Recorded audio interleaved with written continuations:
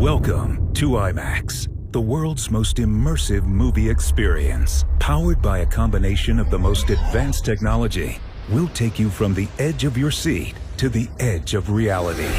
Enjoy crystal clear images and colors so intense they will take your breath away in specially designed theaters that bring you closer to the movies you love. Huge panoramic screens that allow you to escape into your favorite movie scenes. And immersive sound that will surround you from here, here, and here. We can take you from a pin drop to the thunder of a jet engine.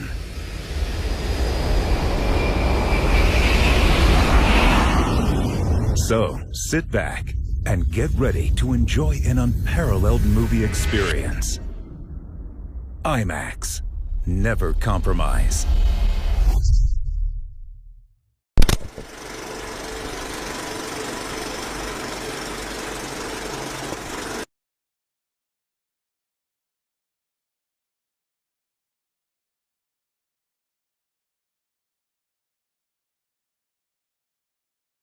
अजनबी हवाएं बेकरार है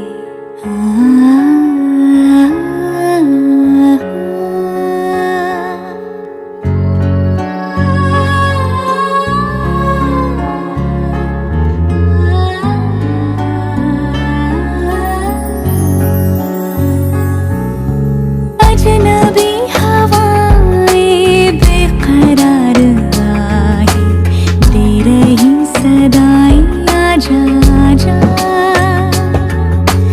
मंजिलों की राहें चाहतों की बाहें फिर तुझे बुलाए आजा तू आजा रगों में समा जा पुकारे तन्हा दिल तू आजा। নতুন বউ নিয়ে বাড়ি ঢুকলো যুগল প্রসাদ। এইবারে আর কোনো ভুল করেনি যুগল। খুব ভালো করে খোঁজ খবর নিয়ে তবে এগিয়েছে। একটা বোবা কালা মেয়ের সাথে কতদিনই বা কাটানো যায়। এ কি, শাঁখ বাজছে না, উলু দিচ্ছে না কেউ, কি হলো? উঠোনে পা রেখেই চমকে উঠল যুগল প্রসাদ। উঠোনের মাঝখানে যেখানে বউছত্রের আলপনা দেওয়া, সেইখানে টুসুকে কোলে নিয়ে মা বসে আছে। বিষ্ণুপ্রসাদ এগিয়ে এলেন। কি হ্যাঁ, শেষে আত্মহত্যা করলো মেয়েটা? খুব সাবধানে টুসুর মাথাটা মাটিতে নামিয়ে উঠে দাঁড়ালেন সোহাগী। স্বামীর চোখে চোখ রেখে বললেন, এটার কি খুব দরকার ছিল? আজ মরার আগে বল ফুটেছিল মেয়েটার মুখে, মা বলে ডেকে উঠেছিল। যাই হোক যুগল, নিষ্ঠুরতার একটা সীমা থাকা উচিত বাবা।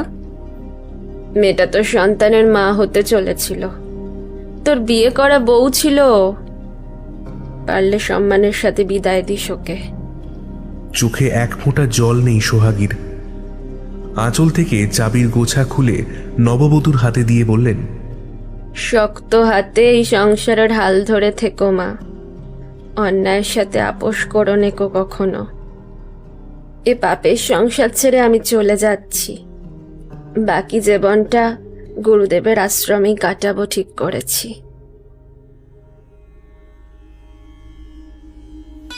পুবের গাঁয়ের অবস্থাপন্ন গৃহস্থ সুজন চাকির একমাত্র কন্যা রূপালী, যুগলের নতুন বউ। দুপুরবেলায় শাশুড়ি মায়ের ঘরে একলা বসেছিল সে। বিয়ের পর নতুন শ্বশুরবাড়িতে পা রেখেই বুঝে গিয়েছিল এ বাড়ির মানুষগুলোর সঙ্গে মানিয়ে চলতে বেশ বেগ পেতে হবে ওকে। ভাবতেই পারেনি যুগল প্রসাদের আর একটা বউ ছিল। সেই বউয়ের মৃতদেহ পেরিয়ে আজ প্রথমবার শ্বশুরবাড়িতে ঢুকতে হলো। এই কেমন ভাগ্য! বউটার মুখটা চোখের সামনে ভেসে উঠছে বারবার। কি সুন্দর দেখতে! কি দোষ ছিল ওর? কেন এইভাবে মরতে হলো ওকে? পোয়াতি ছিল বউটা, তাও কেন আর একটা বিয়ে করতে গেল যুগল প্রসাদ? আজ এ বাড়িতে ওকে বরণ করে ঘরে তোলেনি কেউ। ওর হাতে সংসারের চাবিকাঠি ধরিয়ে দিয়ে শাশুড়িমা বিদায় নিলেন সংসার থেকে। এর থেকে খারাপ আর কি বা হতে পারে? শ্বশুরমশাইয়ের নির্দেশে যুগল ওর হাত ধরে ঘরে নিয়ে এসেছে। যতদিন না ফুলশয্যা হচ্ছে, যুগলের ঘরে যেতে পারবে না নতুন বউ। তাই সোহাগীর ঘরে স্থান হয়েছে ওর। বসে থাকতে থাকতে ঘুমে দু চোখ জড়িয়ে আসছিল রূপার। অবশ্য ঘুমের আর দোষ কি, কটা দিন ধরে বেশ ধকল গিয়েছে। কাল বাসরে প্রায় সারাটা রাতই জেগে কাটাতে হয়েছে।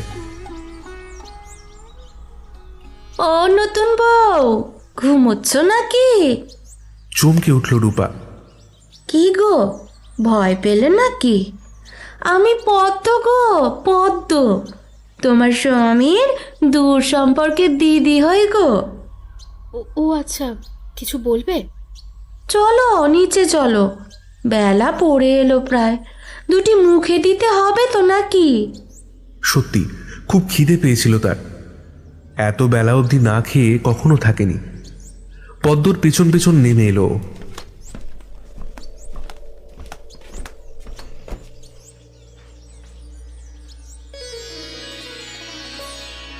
রান্নাঘরেই একটা জায়গায় আসন পেতে ওর খাবার ব্যবস্থা করেছে বামুন দিদি। ও বসতেই সাজানো থালা এনে সামনে রাখল। ভাত, শুক্তো, ডাল, ভাজা, পঞ্চব্যঞ্জন, মাছ, চাটনি সবই রয়েছে। খাও নতুন বউ, খেয়ে নাও, সবই আজ গিন্নিমাই রান্না করে গেছেন। পদ্মার কথায় হঠাৎ করেই চোখে জল চলে এলো রূপার। এ কি অদ্ভুত পরিস্থিতি! কি করে সামাল দেবে সবকিছু?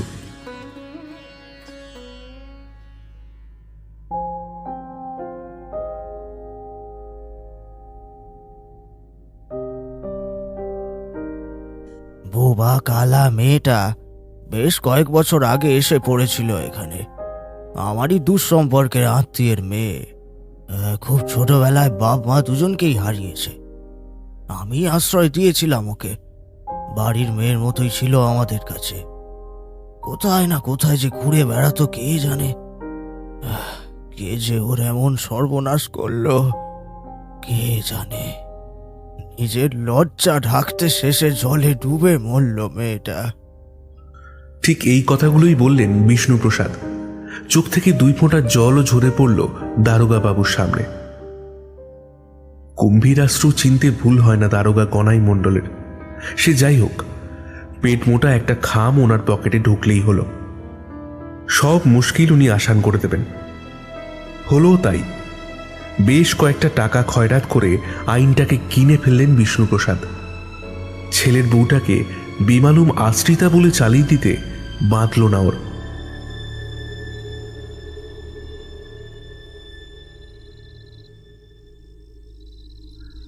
ভরা সন্ধ্যায় গ্রামের শ্মশানে জ্বলে উঠল এক চিতা। বিনা আড়ম্বরে টুসুর নিষ্প্রাণ দেহটা তাতে সমর্পণ করল যুগল প্রসাদ। ধুধু করে জ্বলে উঠল আগুন। বাপ ছেলে দুজনেই নির্নিমেষে তাকিয়ে রইলেন সেই দিকে। কি একটা অস্বস্তিতে ছেয়ে যাচ্ছিল যুগলের মনটা। কেন এমন হচ্ছে কিছু একটা অনুভব করে ছেলের দিকে ফিরলেন বিষ্ণুপ্রসাদ। কি কি ভাবছিস যুগল? কাজটা ঠিক হলো তো বাবা? আবার সেই কথা? যা হয়েছে ঠিকই হয়েছে, এসব নিয়ে একদম চিন্তা করবি না। কিন্তু বাবা, মা যে চলে গেল।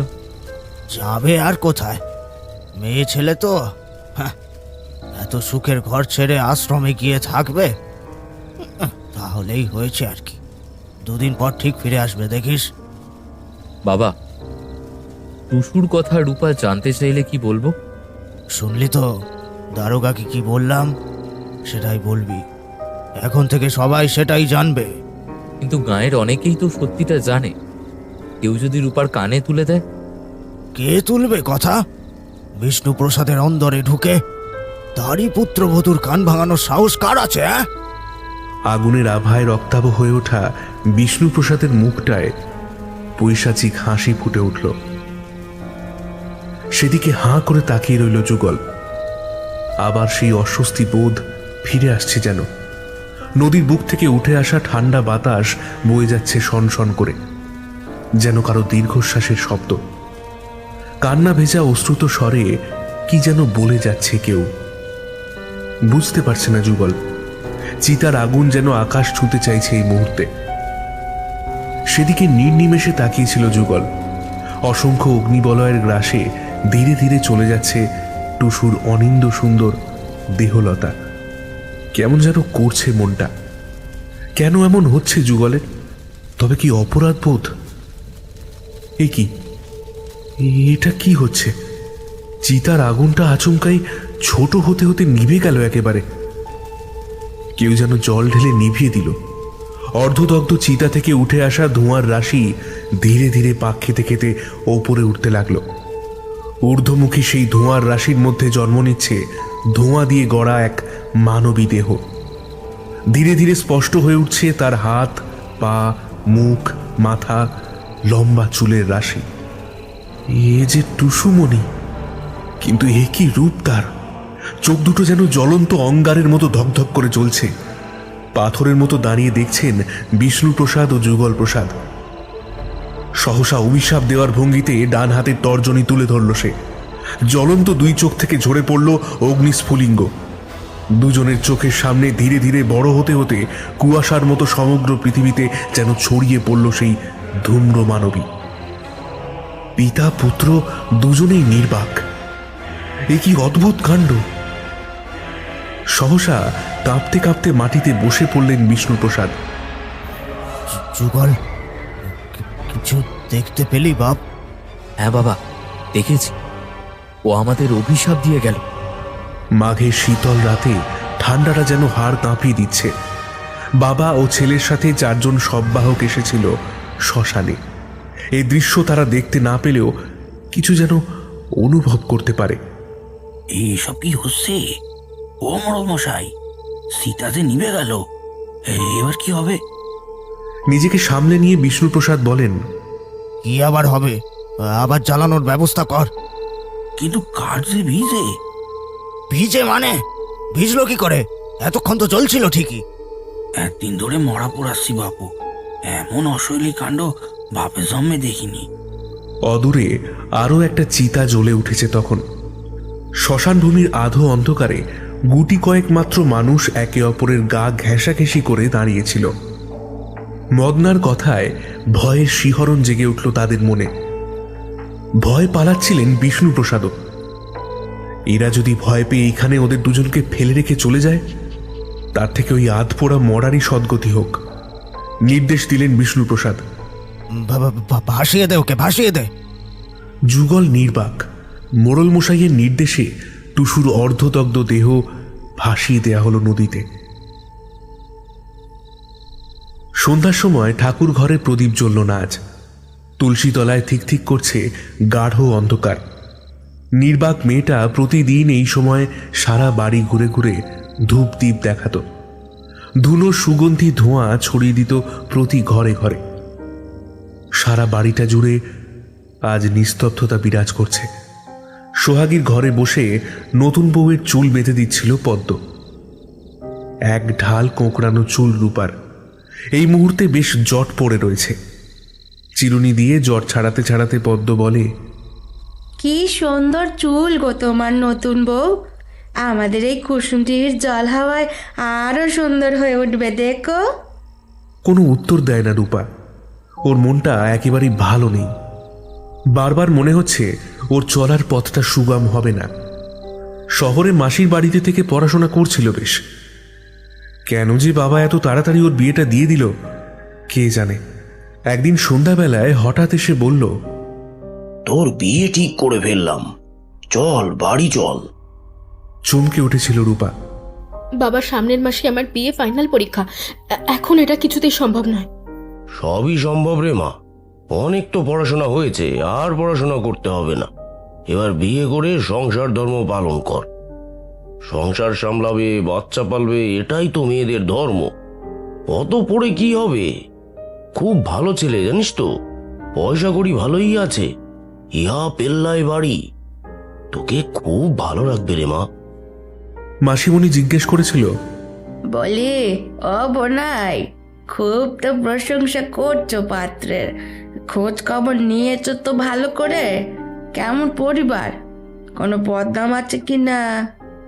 চিন্তা করো না গো, ছেলের বাবা কুসুমডি গায়ের মোড়ল, সবাই চেনে ওদের, খুব ভালো লোক ওরা। সেই ভালো লোকেদের বাড়িতে এ কি কাণ্ড! নতুন বউ বাড়িতে ঢুকলো স্বামীর প্রথম পক্ষের মৃতদেহ পার হয়ে। কোনো শাঁখ বাজল না, কেউ উলু দিল না। ও নতুন বউ, দেখো দেখি কেমন লাগছে। রূপার মুখের সামনে একটা আয়না ধরে পদ্ম। চিন্তার জাল ছিঁড়ে যায় রূপার। আয়নায় নিজের মুখের প্রতিবিম্ব দেখে বলে, ভালো হয়েছে পদ্ম দিদি। অবশিষ্ট খোঁপার কাঁটা, আয়না, চিরুনি গুছিয়ে নিয়ে খাট থেকে নামতে গিয়েই আঁতকে উঠল পদ্ম। ও মা গো, এ কি কাণ্ড, এ কি! রাম রাম রাম রাম রাম। কি হয়েছে গো পদ্ম দিদি? রূপার প্রশ্নের উত্তরে নিঃশব্দে অঙ্গুলি নির্দেশে ঘরের মেঝের দিকে দেখায় পদ্ম। কি দেখতে পাচ্ছ না পায়ের ছাপগুলো? সত্যি তো, কেউ যেন ভিজে পায়ে ঘরে ঢুকেছিল, আবার বেরিয়েও গেছে। পায়ের ছাপগুলো রেখে গিয়েছে সে। তার যাওয়া এবং আসা দুটোই ঘটেছে নিঃশব্দে। রূপা হতবাক। কে এসেছিল পদ্ম দিদি? আর এলোই বা যখন, কিছু না বলে চলেই বা গেল কেন? বুঝতে পারছো না নতুন বউ? নিশ্চয় সে এসেছিল। কে? কার কথা বলছো? আমাদের টুসুমণি গো। আহা, বেঘরে মরলো মেয়েটা, মরলো না মারলো কে জানে বাবা। এদের বাপ ছেলে রকম সকম মোটে সুবিধের নয়। নিচু স্বরে কথাগুলো বলেই ঘর থেকে দ্রুত বেরিয়ে গেল পদ্ম। ওই মেয়েটার নাম টুসুমণি। না না, মেয়ে তো নয়, বউ, যুগলের প্রথম পক্ষ, যার কথা বিয়ের আগে জানা যায়নি। মরল না মারল, এসব কি বলে গেল পদ্ম দিদি? টুসুমণি, টুসুমণি। আনমনে নামটা কয়েকবার উচ্চারণ করল রূপা।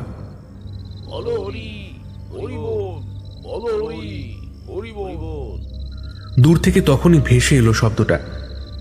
দাহ হয়ে গেল, ফিরে আসছে ওরা। খোলা দরজা দিয়ে শীত শেষের কনকনে ঠান্ডা বাতাস এসে সহসা স্পর্শ করে গেল রূপাকে। বিস্ময় আর আতঙ্ক মিলেমিশে অবশ করে তুলল ওকে।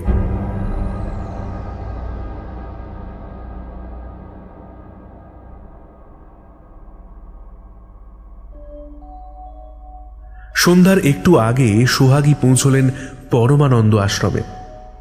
পথশ্রমে ক্লান্ত দেহ, এভাবে একলা পথে চলা অভ্যাস ছিল না। আজ সকল ধৈর্যের বাঁধ ভেঙে গিয়েছিল, সকল বন্ধন ছিন্ন করে বেরিয়ে এসেছেন। গুরুদেব রবিকরানন্দ বললেন, মা গো, এখানে তো থাকতে পারবে না তুমি, কিছুই আর আগের মতো নেই গো মা। শকুনের দৃষ্টি লেগেছে আশ্রমের গায়ে। আমিও আর মাসখানেকই আছি এখানে, ততদিন তুমি থাকো, তারপর চলে যেও। কোথায় যাবেন গুরুদেব? আপাতত উত্তর কাশী, সেখান থেকে কোথায় যাব এখনো মনস্থ করিনি। আমাকে ফেলে যাবেন নেকো গুরুদেব, আমিও আপনার সাথে যাব। ও বাড়িতে আর আমাকে কেউ ঢুকতে দেবে না।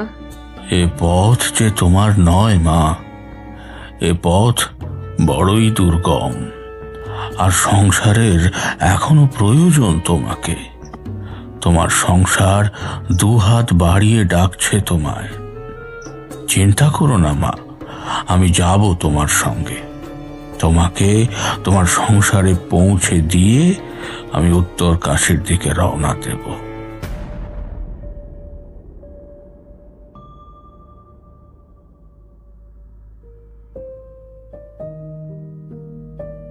বৌভাতের পরদিন সকালবেলায় স্নান, অল্প প্রসাধন সেরে রান্নাঘরে গিয়ে ঢুকল রূপা।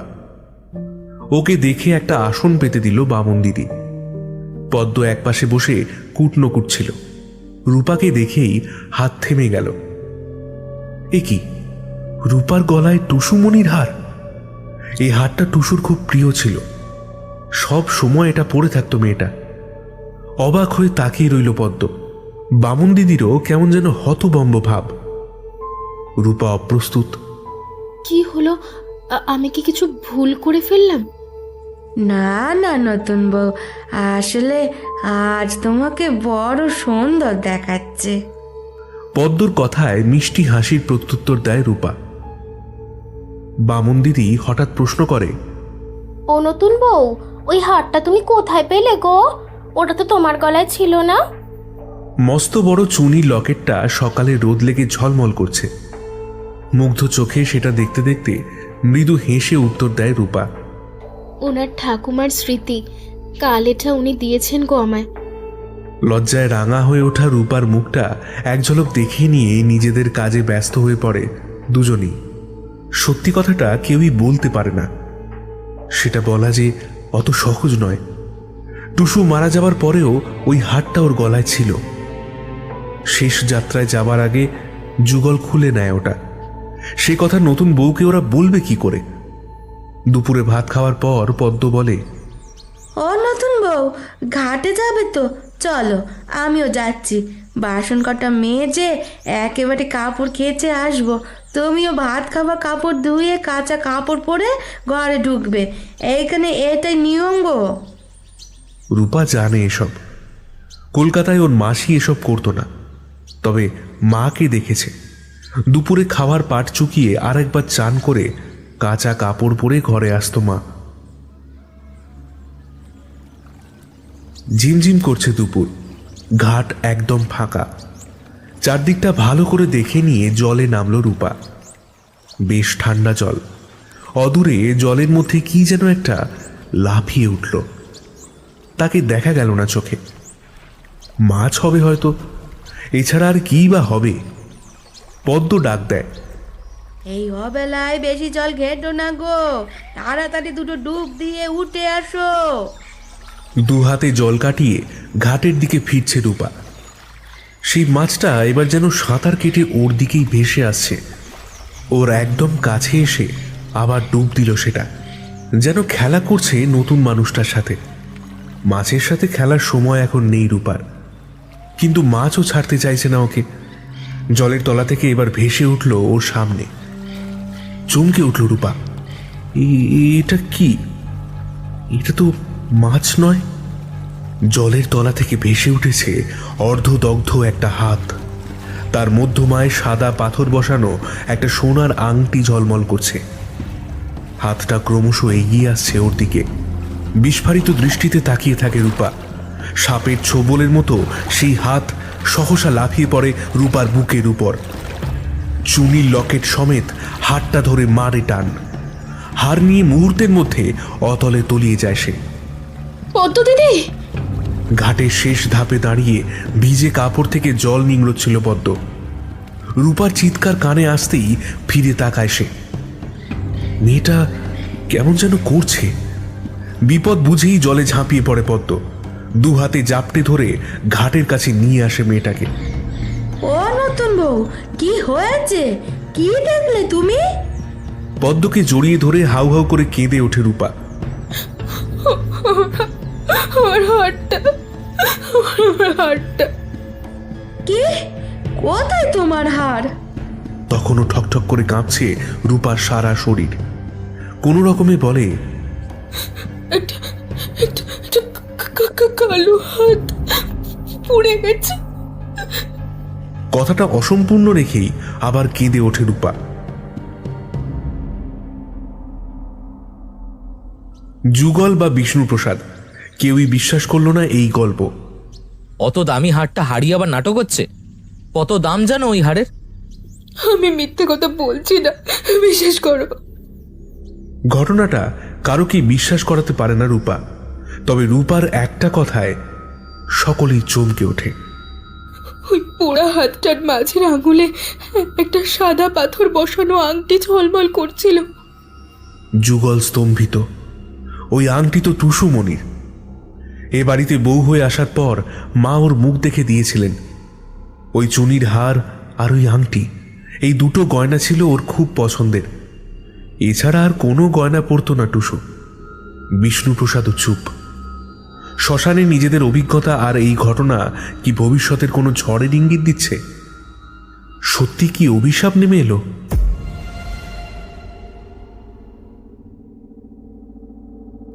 দেখতে দেখতে কেটে যায় দিন। রূপা এখন এই বাড়ির গিন্নি, তবে নামেই। এই সংসারে এখন জাঁকিয়ে বসেছে জয়া আর আরতি নামে দুই মহিলা। ওদের কথায় সবাই ওঠে আর বসে। যুগলের দ্বিতীয় বিয়ের দিন ওদের প্রথম দেখা গিয়েছিল এই বাড়িতে।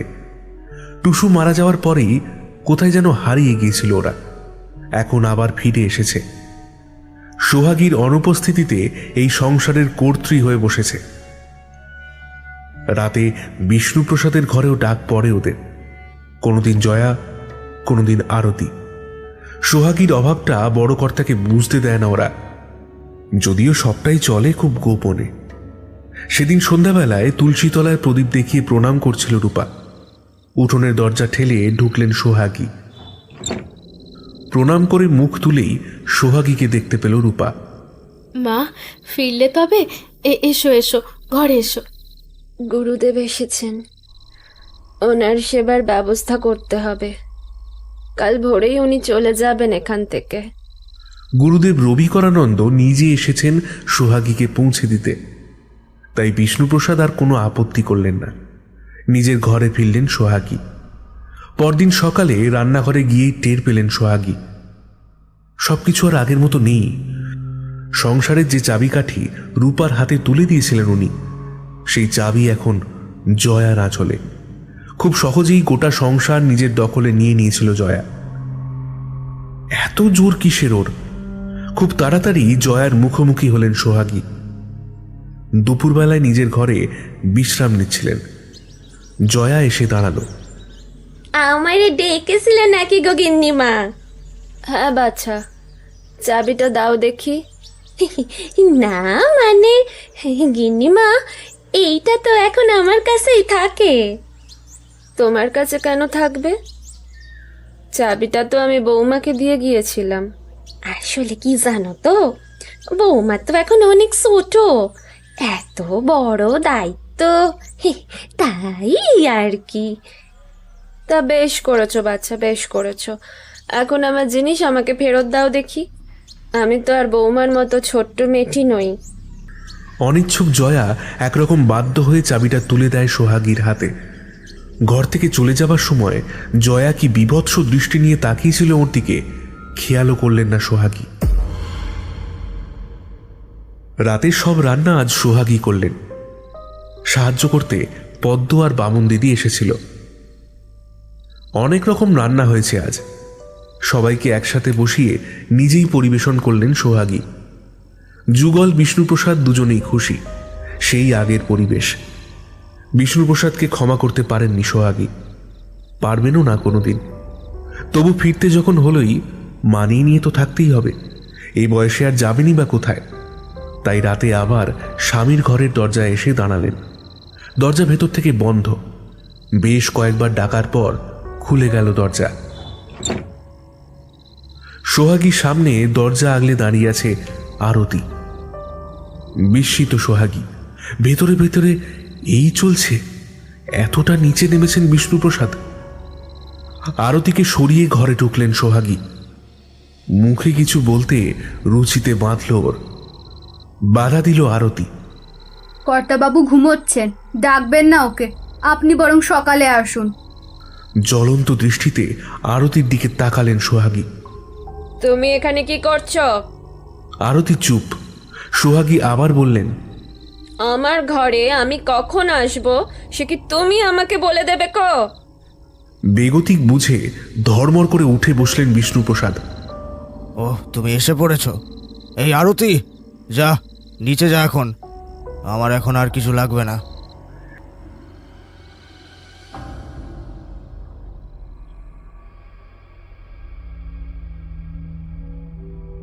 ইদানিং জয়া আর আরতি রূপাকে খুব যত্ন আত্তি করছে। সেটা পছন্দ করছে না সোহাগী। রূপার বাচ্চা হবে, সোহাগী চান না ওরা রূপার সংস্পর্শে থাকুক। ভবিষ্যৎ বংশধরের তাতে ক্ষতি হতে পারে। বিষ্ণুপ্রসাদকে সরাসরি বললেন সোহাগী। জয়া আর আরতিকে যে কাজের জন্য এনেছিলে সে কাজ তো উদ্ধার হয়ে গেছে বাপু।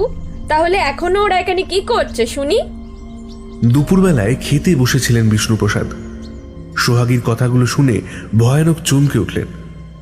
কি কি বলছো? বললাম তো, শুনতে পাওনি? আসলে বাড়িতে তো অনেক কাজ, ওরা তো অনেকটাই সামলে দেয়। কোনো দরকার নেই, আমি আছি, পদ্ম আছে, সব সামলে নেব, সব। কোনো দরকার নেই কো। গরিব মানুষ দুটো খেতে পড়তে পায়, এখানে থাকুক না। কোথায় যাবে বলো তো ওরা? কেউই তো নেই ওদের। এবার অন্যদিকে কথা করালেন সোহাগী। টুসুর মারা যাওয়াটা স্বাভাবিক নয়, আমি জানি, সব জানি। মেয়েটা নিজে মরেনি, ওকে মারা হয়েছে। এর একটা বিচার হওয়া দরকার। আমার দাদা তো শহরে পুলিশে চাকরি করে। ভাবছি দাদাকেই চিঠি লিখবো। কিভাবে এগোতে হবে, কি করতে হবে দাদাই বলে দেবে। খুনিগুলোকে এইভাবে সবার মধ্যে ঘুরে বেড়াতে দেওয়া যাবে নাকো। সব জেনে বসে আছো তুমি, সব জানো তাই না? আজকাল খুব বেশি নাটক নভেল পড়ছো মনে হচ্ছে। শোনো, কান খুলে শোনো, এটা নাটকের মঞ্চ নয়। কে খুন করতে যাবে ওই বোবাখানা মেয়েটাকে? কিসের জন্যই বা খুন করবে? যত সব। বিষ্ণুপ্রসাদের চোখে চোখ রেখে সোহাগী বললেন, খুনিদের আমি চিনি। টুসুকে খুন হতে দেখেছি আমি। শেষ মুহূর্তে বল ফুটেছিল মেয়েটার মুখে, মা বলে ডেকে উঠেছিল। সেটা শুনেই আমি ঘাটে গিয়েছিলাম। দুর্ভাগ্য আমার, বাঁচাতে পারিনি মেয়েটাকে। ভীষণ রেগে গিয়ে ভাতের থালা ছেড়ে উঠে পড়লেন বিষ্ণুপ্রসাদ।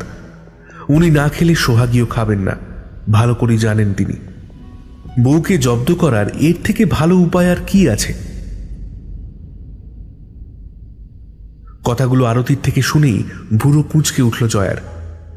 কি বলছিস? সত্যি ঘটনা? হ্যাঁ গো।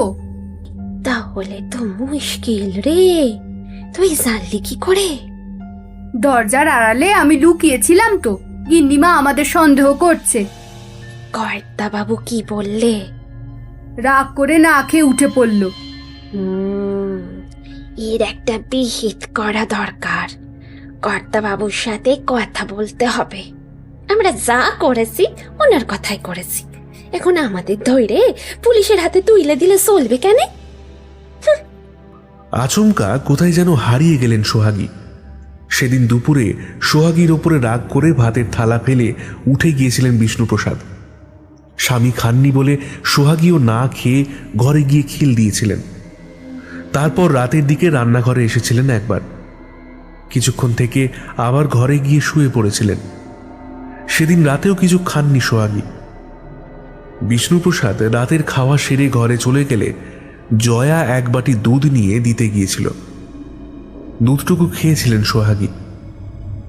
সকাল হলে আর তাকে দেখা যায়নি। কোথায় চলে গেলেন তিনি? একই ঘরে থেকেও বিষ্ণুপ্রসাদ কিছুই টের পেলেন না। রূপার কান্নাকাটিতে বিরক্ত হয়ে যুগল বলে, এত কাঁদাকাটির কি আছে? মা তো আগেও এরকম বাড়ি ছেড়ে চলে গেছে। সংসার করার ইচ্ছে নেই আর মায়ের। যদি তোমার মায়ের জন্য এতই খারাপ লাগে তাহলে যাও, দুদিন বাপের বাড়ি গিয়ে থেকে এসো। চণ্ডীমণ্ডপের পাশে নতুন ক্লাব ঘরটা উদ্বোধন হলো আজ। ঘরটা অনেকদিন ধরেই ভেঙে চুরে পড়েছিল। আগে এই ঘরে পাঠশালা বসত, সেই পাঠশালার পাঠ কবে উঠে গেছে। তারপর কত দিন কেটে গেছে। টুসুমণি যেদিন নগেন মুর্মুর হাত ধরে পালাতে গিয়েছিল, ওদের ধরে এনে ওই ভাঙা ঘরেই বেঁধে রাখা হয়েছিল। আদমরা নগেনকে ঘরের পাশের ওই ঝাঁকড়া গাছটার ডালে বেঁধে ঝুলিয়ে রাখা হয়েছিল। টুসুর অবাঞ্ছিত বাচ্চাটাকে খালাস করা হয়েছিল এই ঘরেই। সব কথাই মনে আছে যুগলের, তবে নতুন রং করা ঘরটা দেখে ওসব আর মনে পড়ছে না। বাড়িতে বংশধর আসছে, সেই আনন্দে সকলকে মিষ্টি খাইয়েছেন আজ বিষ্ণুপ্রসাদ। যুগলও খুব খুশি। মায়ের হারিয়ে যাওয়াটা খুব একটা গুরুত্বপূর্ণ নয় ওর কাছে। রাত প্রায় 10টা। বাড়ি ফিরছে যুগল। নতুন ক্লাব ঘরে আড্ডাটা বেশ জমেছিল আজ। রঙিন পানীয় ছিল, তারই প্রভাবে পা দুটো টলমল করছে। গুনগুন করে বেসুরো গলায় গান গাইতে গাইতে এগিয়ে চলেছে যুগল। চণ্ডীমণ্ডপ ছাড়িয়ে বড় বাবার মাঠ। মাঠ পেরোলে নিতু পাগলির বিলের পাশ দিয়ে সরু রাস্তাটা চলে গেছে মোড়ল বাড়ির দিকে। দ্রুত পায়ে হেঁটে চলেছে যুগল। পেছনে কার যেন পায়ের অস্পষ্ট শব্দ শোনা যাচ্ছে। থমকে দাঁড়ায় যুগল। কেউ যেন আসছে। ঘাড় গড়িয়ে তাকায়, কই কেউ নেই তো। বিলের বুক থেকে ঠান্ডা বাতাস উঠে আসছে। কেমন যেন অস্বস্তি বোধ করে যুগল। কদিন আগেই পূর্ণিমা গেছে। আকাশে আজ ক্ষয়ে যাওয়া চাঁদ। ফিকে জ্যোৎস্নায় চারপাশটা কেমন যেন অদ্ভুত দেখাচ্ছে। এই যেন জন্মাব্দি চেনা সেই গ্রাম নয়। পেছনে আবার সেই পায়ের শব্দ। ভয় পাচ্ছে যুগল, তবুও ঘুরে দাঁড়িয়ে জোর গলায় হেঁকে উঠল, কে কে তুমি? ভয় দেখাচ্ছ এই যুগল প্রসাদকে? সাহস থাকলে সামনে এসো দেখি। না, কেউ নেই। তবু কিছুক্ষণ দাঁড়িয়ে থাকে যুগল। তীক্ষ্ণ শীষের মতো শব্দ করে মাথার ওপর দিয়ে একটা রাত চড়া পাখি ডাকতে ডাকতে উড়ে গেল। চমকে উঠে তাড়াতাড়ি সামনের দিকে পা বাড়ালো যুগল। এলোমেলো বাতাসে দোল খাচ্ছে আশেপাশের ছোট বড় গাছের দল। কোথা থেকে একটা পেঁচা ডেকে উঠল হুম হুম শব্দ করে। গলা ছেড়ে আবার গান ধরে যুগল।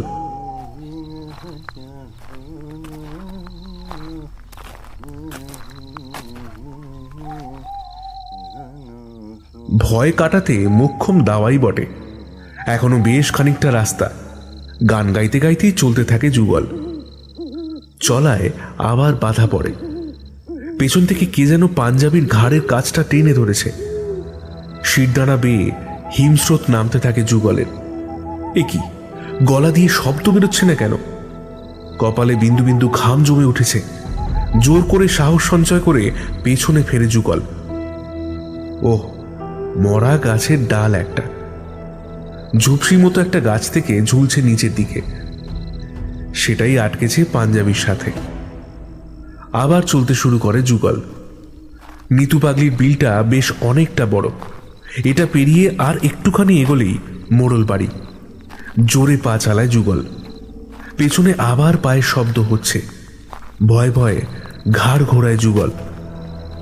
আর তখনই অদ্ভুত একটা দৃশ্য চোখে পড়ে। বিলের পার ধরে সরসর করে জলে নেমে যাচ্ছে এক তরুণী। এক ঢাল খোলা চুল তার। মুহূর্তের মধ্যে ভয় ডর উবে গেল। ও, তবে ভূত নয়, মানুষ বটে। চেঁচিয়ে উঠল যুগল, এই কে কে কে তুমি? এত রাতে জলে নামছো কেন? যুগলের কথা শেষ হবার আগেই কোমর ছাড়িয়ে বুক জলে নেমে পড়েছে সে। আবার ডাক দেয় যুগল, ডুবে মরতে এসেছো নাকি? উঠে এসো বলছি, এক্ষুনি উঠে এসো।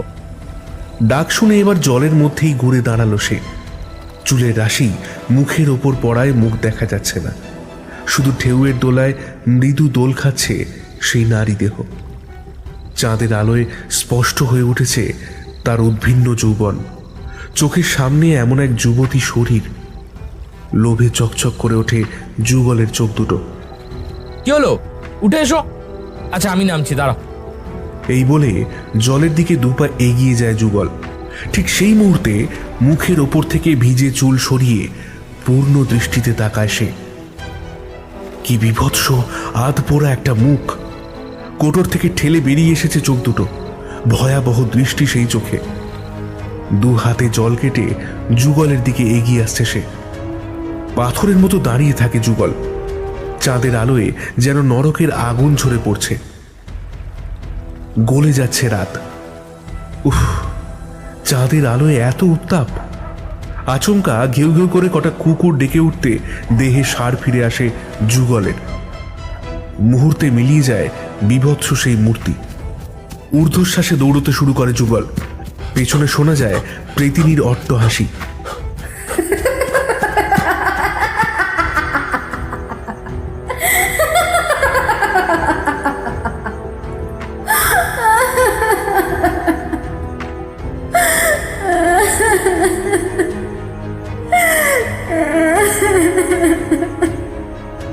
বাড়ির দাওয়া এসে লুটিয়ে পড়ে যুগল। রাতে কিছু না খেয়েই শুয়ে পড়ে সে। খাবার বিশেষ ইচ্ছেও ছিল না। আজ রূপা নেই, কিছুদিনের জন্য বাপের বাড়ি পাঠানো হয়েছে ওকে। প্রথমবার বাচ্চা হবে, বাপের বাড়ি থাকাই ভালো। একা শুয়ে ঘুম আসছে না যুগলের। কিছুক্ষণ আগে যা দেখেছে সেটাই ভাবছিল। ভয়াবহ মূর্তিতে টুসুমণি সামনে আসছে বারবার। আচ্ছা, ও কি সত্যি আসছে, নাকি ওরা নিজেরাই ভাবছে এইসব? কে জানে। বাবাকে বলতে হবে একটা পিণ্ডদানের ব্যবস্থা করতে। এইসব ভাবনা চিন্তার মাঝে কখন ঘুম নেমে এসেছে যুগলের চোখে, আর সেই ঘুমের মধ্যে আবার ফিরে এলো টুসু। অনুনয় করে যুগল, কেন আসছো বারবার? দয়া করো, আমাকে মুক্তি দাও।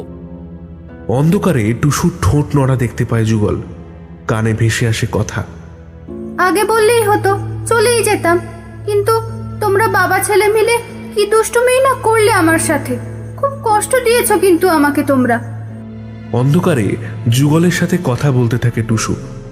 হাত জোর করে ক্ষমা চায় যুগল। খাটের চারপাশে ঘুরতে ঘুরতে প্রেতিনী বলে ওঠে, অত ক্ষমা চাওয়ার কি হয়েছে বাপু?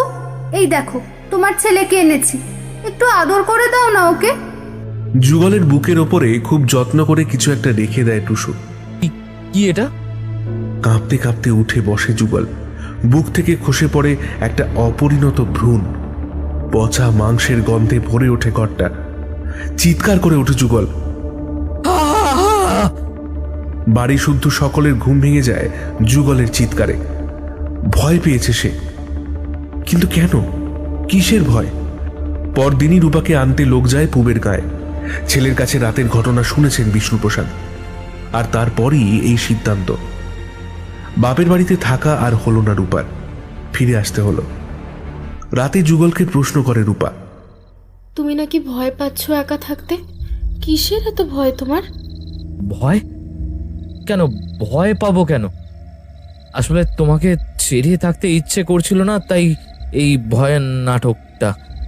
মুখে কিছু না বললেও রূপা বোঝে মিথ্যা বলছে যুগল। যেভাবে মিথ্যে বলে নিজের প্রথম বিয়ের কথা গোপন করে দ্বিতীয় বিয়ে করেছিল, এটাও সেরকমই মিথ্যা।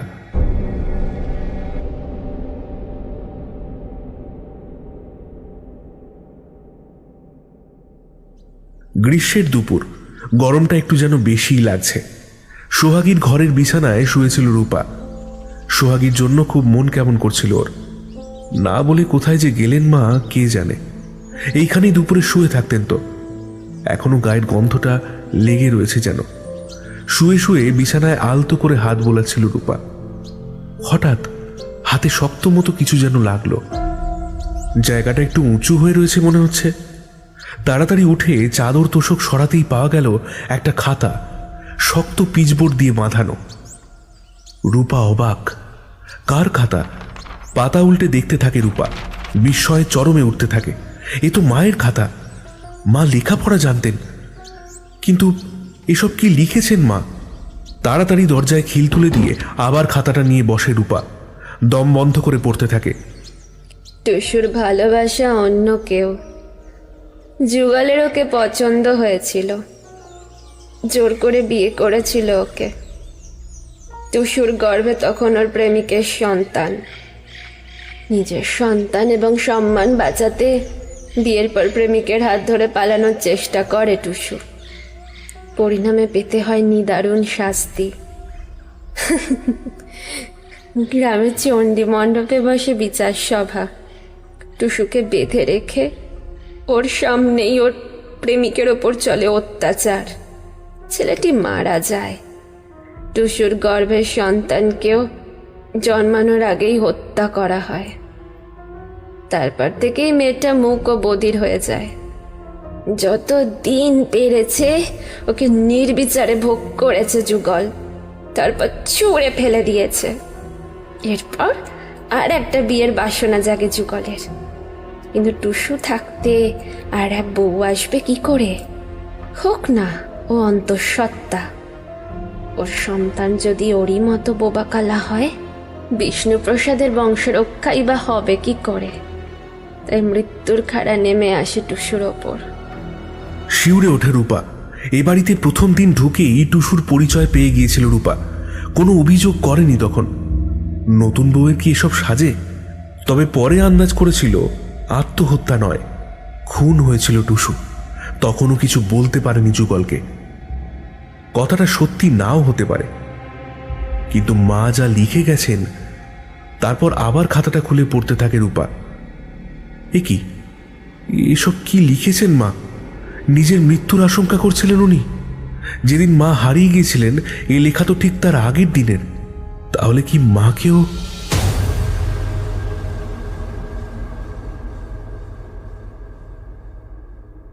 রান্নাঘরে পদ্ম আর বামন দিদি খেতে বসেছে। বেলা পড়ে এলো প্রায়। সবার খাওয়া হলে রোজ এমন সময় খেতে বসে ওরা। খেতে খেতে বামন দিদি হঠাৎ বলে, একটা কথা খুব শুনছি জানো। কি গো? প্রায় রাতের দিকে কে একটা মেয়ে যেন এ বাড়ির চারদিকে কেঁদে কেঁদে ঘোরে। মাথা ভরা চুল তার। কাল রাতে বাড়ি ফেরার পথে শুনলাম ওই চণ্ডী মণ্ডপে বসে থাকা বুড়োর দলগুলো সব আলোচনা করছিল। হতেই পারে, অপঘাতে মৃত্যু তো, মেয়েটা শান্তি পায়নি। পদ্মর কথা শেষ হতেই তুমুল চিৎকার শোনা যায়। বিষ্ণুপ্রসাদ চিৎকার করছেন, বেয়াদব মেয়ে, যত বড় মুখ নয় তত বড় কথা। আজ যুগল আসুক, তোমাকে কিভাবে জব্দ করতে হয় দেখাচ্ছি। তাড়াতাড়ি বাইরে বেরিয়ে আসে বামন দিদি আর পদ্ম। জয়া আর আরতি তখন রূপাকে টেনে হিঁচড়ে নিয়ে চলেছে সোহাগীর ঘরের দিকে। রূপা আপ্রাণ চেষ্টা করছে ওদের কবল থেকে নিজেকে ছাড়াতে, কিন্তু পারছে না। পেছন থেকে বিষ্ণুপ্রসাদ চিৎকার করছেন, দেখিস ওর পেটেরটার যেন ক্ষতি না হয়, আমার বংশধরের ক্ষতি যেন না হয়। দু চোখ থেকে ঘৃণা ঠিকরে পড়ছে রূপার। পদ্ম আর বামন দিদির সামনে দিয়েই ওরা রূপাকে ঘরের ভেতর ঠেলে দিয়ে দরজায় মস্ত একটা তালা ঝুলিয়ে দিল। বিষ্ণুপ্রসাদের হাতে পায়ে ধরেও পদ্ম ছাড়াতে পারল না ওকে। রূপার এরকম অবস্থা হওয়ার কারণটা একটু গুরুতরই বটে। গতকাল রূপাকে বাপের বাড়ি থেকে নিয়ে আসা হয়েছে যুগল প্রসাদের শারীরিক অসুস্থতার সংবাদ দিয়ে। বাবা মা চিন্তা করবে তাই একটা চিঠি লিখে পঞ্চা লিটেলের হাত দিয়ে ডাকে ফেলতে পাঠিয়েছিল সে। মালি বউ সুশীলা জয়াকে খবরটা দেয়। চিন্তায় পড়ে যায় জয়া। কিসের চিঠি? কারে পাঠালো? গিন্নিমাও তো তার পুলিশ দাদাকে একটা চিঠি লিখবে বলছিল না? হ্যাঁ, এইটা কি সেই চিঠিটাই? ওটা তো সারাদিন শাশুড়ির ঘরেই পড়ে থাকে। শাশুড়ির লেখা চিঠিটা খুঁজে পেয়ে সেটাই ডাকে পাঠালো না তো? বাবারে, কে জানে বাবা, কর্তা বাবুকে তো জানাতে হচ্ছে ব্যাপারটা। কর্তাবাবু যখন জানলেন তখন চিঠি পোস্ট হয়ে গেছে। বিষ্ণুপ্রসাদও চিন্তায় পড়লেন। শিক্ষিতা মেয়ে, শহরে থেকে পড়াশোনা করেছে, কখন কি করে বসে কে জানে। রূপার ডাক পড়ল বিষ্ণুপ্রসাদের ঘরে। বিছানায় শুয়েছিলেন বিষ্ণুপ্রসাদ। রূপাকে দেখে উঠে বসলেন। বৌমা, আমাকে না জানিয়ে কাকে চিঠি পাঠিয়েছ? এই মুহূর্তে রূপার বুক জুড়ে রয়েছে এক রাশ ঘৃণা স্বামী আর শ্বশুরের প্রতি। তবু শান্তভাবে উত্তর দেয়, আমার মাকে চিঠি লিখেছি বাবা। কাল আপনার ছেলের অসুস্থতার খবর পেয়েছেন ওনারা, তাই চিঠি লিখে জানালাম সব ঠিক আছে। চিঠিটা পাঠানোর আগে আমার অনুমতি নেওয়ার দরকার ছিল না নাকি? নিজের মাকে চিঠি লিখব তার আবার অনুমতি কিসের বাবা? অনুমতি লাগবে? কি খবর পাচার করছো জানা দরকার আমার। আপনি আমাকে অবিশ্বাস করছেন বাবা? আবার মুখে মুখে তর্ক করছো? এই অপরাধের জন্য তোমাকে হাত পা বেঁধে চোর কুটুরিতে ফেলে রাখতে পারি, জানো তুমি? আপনার এত ভয় কিসের বাবা? এমন কিছু কি আছে যা ঢাকা দেবার জন্য আপনাকে এরকম অযৌক্তিক আচরণ করতে হচ্ছে? খুব শান্ত অথচ দৃঢ়ভাবে কথাগুলো বিষ্ণুপ্রসাদের দিকে ছুঁড়ে দিল রূপা। এমনিতে খুবই শান্ত মেয়েও, কিন্তু এই মুহূর্তে আর শান্ত থাকতে পারছে না। হয়তো ওর শারীরিক অবস্থা এর জন্য তাই। রূপার সাহস দেখে প্রথমটায় স্তম্ভিত হয়ে গেলেন বিষ্ণুপ্রসাদ। মেয়ে ছেলে পায়ের তলায় থাকবে কোথায়? তা না, সাপের মতো ফনা তুলতে চাইছে। মুখে কিছু না বলে বিছানার পাশের টেবিলে রাখা ভারী কাঁসার ঘটিটা ছুঁড়ে মারলেন বিষ্ণুপ্রসাদ রূপাকে লক্ষ্য করে। একটুর জন্য লক্ষ্যভ্রষ্ট হলো ঘটিটা। ফুঁসে উঠল রূপা। বাবা, এই বংশেরই সন্তান জন্ম দিতে চলেছি আমি, আর আপনি আমাকে আঘাত করতে চাইছেন? আপনি এত খারাপ। বৌমা। কে বৌমা? আমি? আর আপনি পিতৃতুল্য হয়ে আমার সাথে আচরণ করছেন? আমি কিন্তু টুসুমণি নই বাবা। মায়ের মতো সর্বংসহাও কিন্তু আমি নই।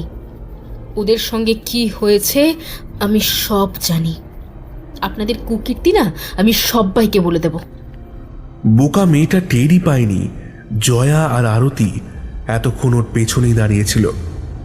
বিষ্ণুপ্রসাদ চোখের ইশারা করতেই চেপে ধরল ওরা রূপাকে। রূপাকে ঘরে বন্দি করে রেখে জয়া আর আরতি আবার এলো বিষ্ণুপ্রসাদের ঘরে। কর্তাবাবু, কর্তাবাবু, ওই মেয়ের কি ব্যবস্থা হবে? কোন দেখিনি কি ব্যবস্থা হবে? ওর দায়িত্ব তোদের ওপর দিলাম। বাচ্চাটা হয়ে যাক, আর তো কয়েকটা মাস, তারপর যা হয় হবে। এদেশে বাচ্চা হতে গিয়ে এখনো অনেক মাই মারা যায়। কি আর করা যাবে? বেচারি 2 পাতা পড়েছে বলে ভেবেছিল আমার সাথে পাঙ্গা নেবে। আরে অত সহজ নাকি আমাকে মাত দেওয়া? পুরুষটাই পারে না, আর এ তো মেয়ে ছেলে।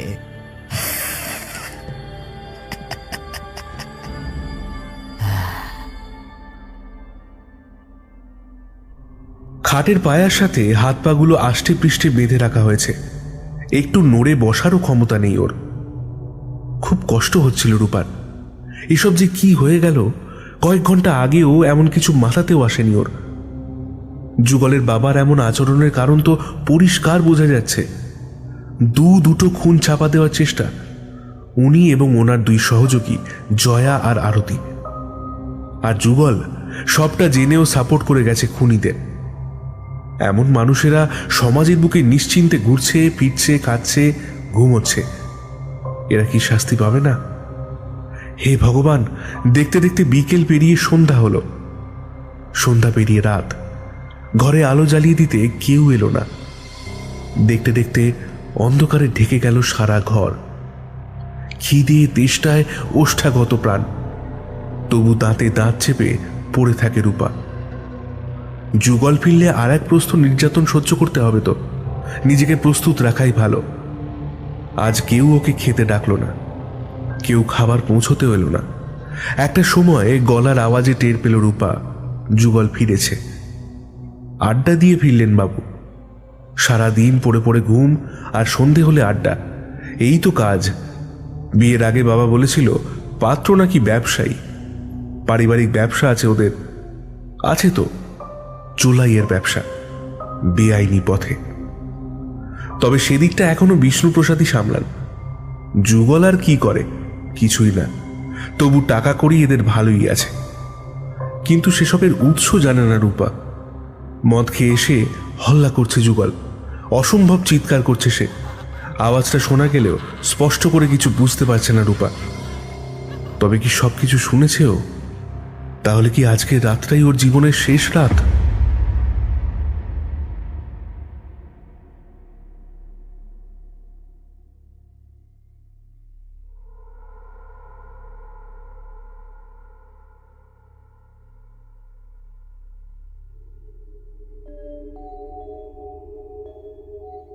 অন্তঃসত্ত্বা অবস্থায় টুসুমণিকে যখন মেরেছে ওরা, তখন তো ওকেও মারতে পারে। নিজের মায়ের কথা খুব মনে পড়ছে ওর, মাসিমণির কথাও মনে পড়ছে। অনেকগুলো দিন ছিল ও মাসিমণির কাছে। নিঃসন্তান মাসিমণি কোনো অযত্ন করেনি কখনো। এই মুহূর্তে নিজের আপনজনদের কথা ভেবে অঝরে কাঁদতে থাকে রূপা। হঠাৎ খুট করে একটা আওয়াজ হতে চমকে উঠল সে। দরজাটা কেউ যেন খুলছে। তবে কি যুগল আসছে? খুলে গেল দরজা। কেউ একজন ঢুকলো ঘরে। কে? কোনো শব্দ নেই আর। কে এসেছো? সাড়া দাও। নিঃশব্দে রূপার পাশে বসে পড়ে ওর গায়ে হাত রেখে বলে মানুষটি, ও বউ, আমি রে, আমি পদ্ম দিদি। পদ্ম দিদি, কি ঠান্ডা গো তোমার হাত, একেবারে বরফের মতো। চট করে হাতটা সরিয়ে নেয় পদ্ম। কোনো কথা নয়, আশেপাশেই সব আছে, কিন্তু আমি বাঁধন খুলে দিচ্ছি, তুই পালা এখান থেকে, নইলে তোরও টুসুমণি আর কর্তামার মতো অবস্থা হবে। দ্রুত রূপার বাঁধন খুলে ওকে ঘরের বাইরে নিয়ে আসে পদ্ম। ঘরের বাইরে পা রাখার আগে সোহাগীর খাতাটার কথা মনে পড়ে তার। বিছানার তলা থেকে খাতাটা বার করে নিয়েই পদ্মর হাত ধরে আবার এদিক ওদিক ভালো করে দেখে রূপাকে নিয়ে ঘর থেকে বেরিয়ে আসে। কিছুক্ষণের মধ্যেই বাড়ির বাইরে রূপার হাত আবার ছুট লাগায় পদ্ম। ছুটতে খুব কষ্ট হচ্ছে রূপার, গতি কমে যাচ্ছে। ওর সাথে ছুটে চলেছে পদ্ম, মাঝে মাঝেই তাড়া লাগাচ্ছে। ছোট বউ, ছোট, ধরা পড়লে কেউ বাঁচাতে পারবে না। রাতের অন্ধকার ছমছম করছে। একটানা ছুটে নিতু পাগলির বিলের কাছে এসে দাঁড়ায় ওরা। রূপার হাত ছেড়ে দিয়ে পদ্ম বলে, এই অবধি দিয়ে গেলাম তোকে, এবার তো একাই এগোতে হবে। তুমিও চলো আমার সাথে, না হলে তোমারও বিপদ হবে। আর কি হবে আমার? যা হবার সে তো হয়েই গেছে, কিন্তু তোকে তো বাঁচতে হবে। পেটে যে রয়েছে তাকেও তো বাঁচাতে হবে। যা তুই, আর দেরি করিস নে। আর এই নে, এইটা রাখ। আঁচলের খুঁট খুলে কিছু একটা বার করে রূপার সামনে মেলে ধরে পদ্ম। অন্ধকার আকাশের গায়ে আজ নক্ষত্রের মেলা। মৃদু আলো ছড়িয়ে আছে চারিদিকে। সেই আলোয় জিনিসটা চিনতে ভুল হলো না রূপার। এ তো সেই চুনির হাটটা, তুমি কোথায় পেলে? পুকুরের নিচে কাদার মধ্যে ছিল, হায় তোকে পরিয়ে দিই। রূপার গলায় হাতটা পরিয়ে দেয় পদ্ম। ওহ, পদ্ম দিদির হাতে বরফের ছোঁয়া। নিঃশ্বাসে প্রবল শৈত্য, ঠান্ডায় কেঁপে ওঠে রূপা। এ কি এমন হচ্ছে কেন? সহসা দমকা বাতাসে পদ্মর মাথা থেকে ঘোমটা উড়ে গিয়ে ছড়িয়ে পড়ে এলোমেলো একঢাল লম্বা চুলের রাশি। এ কি, বিধবা পদ্ম দিদির মাথায় তো ছোট ছোট কদম ছাড় চুল ছিল। বিস্ময়ের অভিঘাতে নির্বাক রূপা। সে দেখতে থাকে প্রবল বাতাসে উড়ে যাওয়া ঘন অন্ধকারের মতো রাশি রাশি চুলের মধ্যে ফুটে রয়েছে একটা বিষণ্ণ মুখ। এ তো পদ্ম দিদির মুখ নয়। এ যে... জ্ঞান হারিয়ে মাটিতে লুটিয়ে পড়ে রূপা। তুমুল ঝড় উঠেছে আজ, কড়কড় শব্দে বাজ পড়ছে। অনেকদিন এমন কালবৈশাখী দেখা যায়নি। আজ একটু তাড়াতাড়ি রাতের খাওয়া সেরে নিয়েছেন বিষ্ণুপ্রসাদ। শুতে যাবার আগে জয়াকে ডেকে বললেন, ওরে, বউটাকে দুটো খেতে দিস। পোয়াতি মেয়ে, রাতে উপোস করিয়ে রাখিস না। আজ আর যুগলকে কিছু বলা গেল না। কিছু শোনার মতো অবস্থায় থাকলে তো বলবেন। গলা অবধি মদ গিলে বেহেড মাতাল হয়ে সে বাড়ি ফিরেছে আজ। তারপর ঘরে ঢুকে ঘুম লাগিয়েছে। রূপার খাবার গুছিয়ে রেখেছিল পদ্ম। খাবারের থালা হাতে সোহাগীর ঘরের সামনে এসে দাঁড়ায় আরতি। দরজা খুলে ভেতরে ঢুকেই ভয়ানক চমকে উঠল। কে ও?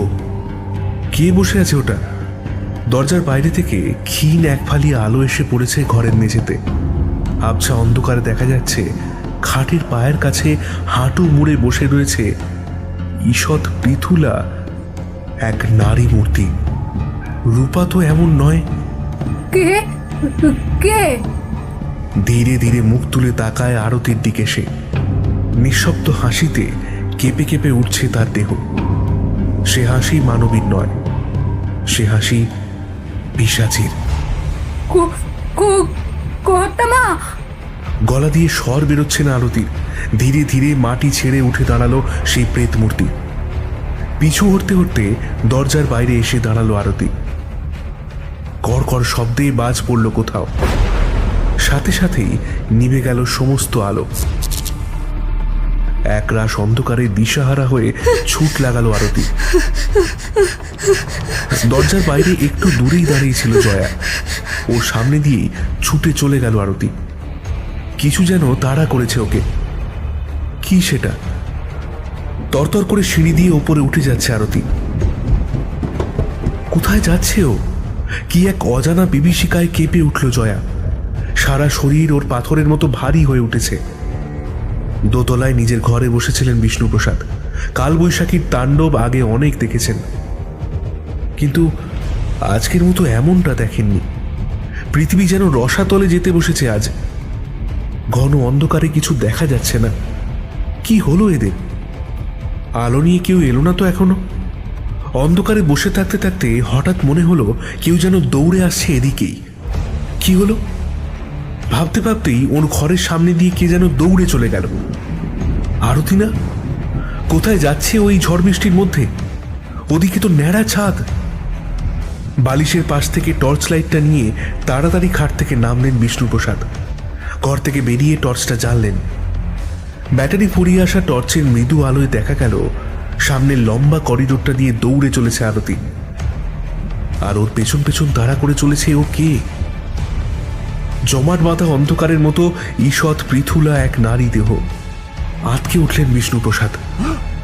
কয়েকটা মুহূর্ত মাত্র, তারপরেই কানে এলো আরতির আর্ত চিৎকার। হাত থেকে টর্চটা খসে পড়ল। অপরিসীম আতঙ্কে কাঁপতে কাঁপতে দেওয়াল ধরে বসে পড়লেন বিষ্ণুপ্রসাদ। এটা কি হয়ে গেল? নিজের চোখে এসব কি দেখলেন বিষ্ণুপ্রসাদ? এও কি সম্ভব? স্থানুর মতো ওইখানেই কতক্ষণ বসেছিলেন বিষ্ণুপ্রসাদ। গাঢ় অন্ধকারে ডুবে আছে চারিদিক। ঝড় বৃষ্টির বেগ একটু কমেছে মনে হচ্ছে। ঘরের সামনের দেওয়াল ঘেঁষে এখনো বসে রয়েছেন বিষ্ণুপ্রসাদ। বাড়ির মানুষগুলো কোথায় যে গেল? এভাবে একলা থাকা যায়? টর্চটাও তো জ্বলছে না আর। জয়াই বা গেল কোথায়? ওরে, কে আছিস? সহসা বিদ্যুতের তীব্র ঝলকানিতে চোখে পড়ে ওর থেকে হাতখানেক দূরে গুঁড়ি মেরে বসে আছে সেই ছায়াময়ী। একটু একটু করে ওর দিকে এগিয়ে আসছে সে। আতঙ্কে বোবা হয়ে গেছেন ক্রূর, কুশলী, ভয়ঙ্কর, নিষ্ঠুর মানুষটা।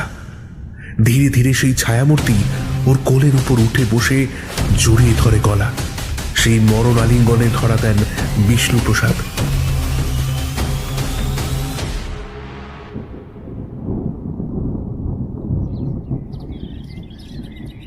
ভোরের একটু আগে জ্ঞান ফিরল রূপার।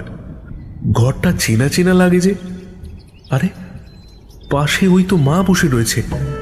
তার মানে পুবের গায়ে পৌঁছতে পেরেছে। ধীরে ধীরে সব মনে পড়ে রূপার। কিন্তু কে ওকে এখানে পৌঁছে দিল সেটা তো রূপার বাবা মাও জানেন না। মাঝরাতে সদর দরজায় করাঘাত শুনে দরজা খুলেছিলেন ওরা। সদর দরজার বাইরে অজ্ঞান হয়ে পড়েছিল রূপা। বাবা মাকে খুব গম্ভীর দেখাচ্ছে। ভয় পাচ্ছে রূপা। আবার ওকে শ্বশুর বাড়িতে পাঠিয়ে দেবে না তো? আচ্ছা, সেই খাতাটা কোথায় যেটা অনেক কষ্টে নিয়ে এসেছে ও? ওকে এদিক ওদিক তাকাতে দেখে সরজু বললেন, কিছু খুঁজছিস মা? একটা খাতা ছিল আমার কাছে, ওটা। এই তো, এতে যা আছে সেসব কি সত্যি? তোমরা পড়েছো মা? তোর বাবা পড়েছেন? সব সত্যি মা, তোমরা বিশ্বাস করো। এটা আমার শাশুড়ি মায়ের খাতা, উনি লিখে গেছেন এসব। ওখানে আর ফিরে যাস না। আমি তোকে কালই কলকাতায় রেখে আসবো। এখানে রাখলে ওরা তোকে খুন করবে। কলকাতায় আর যেতে হয়নি রূপাকে। পরদিন সকালে ঝলমলে রোদ উঠেছে। ঝড় বৃষ্টির চিহ্ন মাত্র নেই। একটু বেলার দিকে খবর এলো। ছুটে গিয়েছিলেন সুজনবাবু। দেহগুলো আর দেখতে পাননি, তবে আশপাশের লোকজনের কাছে শুনেছিলেন কিছু অবিশ্বাস্য কথা। গতকাল রাতে মোড়ল বাড়িতে কি হয়েছে কেউ জানে না, তবে কিছু তো হয়েছে। যুগল আর জয়ার মৃতদেহ পুকুরের জলে ভাসছিল।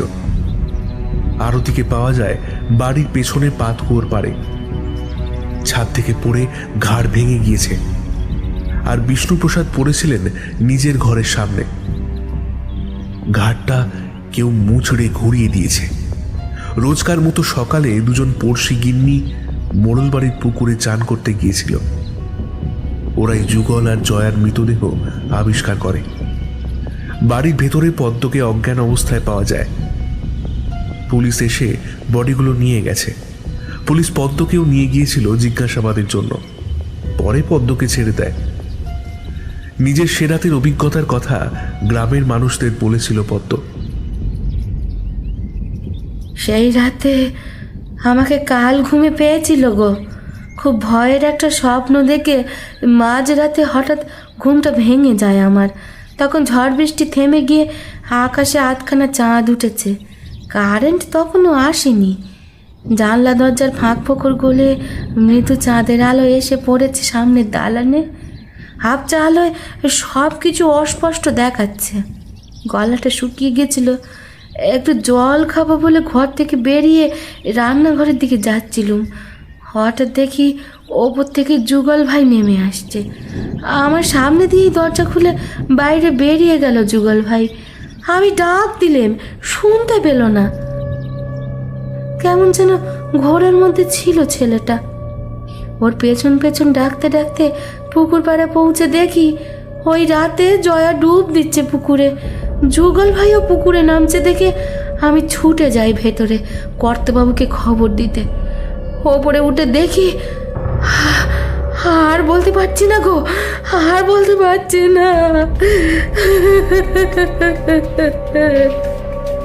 তারপর তারপর কি হয়েছিল? আমার আর কিছু মনে নেই গো। পুলিশের কাছে এসব কথা বলেনি পদ্ম। ভূতের গল্প পুলিশ বিশ্বাস করে না। সুজনবাবু পদ্মকে নিজের সাথে নিয়ে আসেন। নতুন ঠিকানা পায় পদ্ম। এরপর কেটে গেছে 25টা বছর। মোড়ল বাড়ির হত্যা রহস্যের কোনো কিনারা হয়নি আজও। এক সময় যেখানে মোড়ল বাড়ি ছিল সেখানে আজ তৈরি হতে চলেছে একটা প্রাথমিক বিদ্যালয়। রূপার ছেলে সুগত আজ 25 বছরের যুবক। খুব ভালো চাকরি করে সে। মোড়ল বাড়ির বর্তমান মালিক সুগত। তারই উদ্যোগে আর গ্রামের মানুষদের সহযোগিতায় টুসুমণি আর সোহাগীর স্মৃতির উদ্দেশ্যে গড়ে উঠছে সোহাগমণি স্মৃতি বিদ্যালয়। পূর্ণ উদ্যমে চলছে কাজ। ভিত খুঁড়তে খুঁড়তে একদিন মাটির তলা থেকে উঠে এলো একটা মানুষের কঙ্কাল। পুলিশ এসে ফরেন্সিক টেস্টের জন্য নিয়ে গেল সেই কঙ্কাল। টেস্টের রিপোর্ট আসতে জানা গেল কোনো মধ্যবয়সী নারীর কঙ্কাল সেটা। সোহাগী।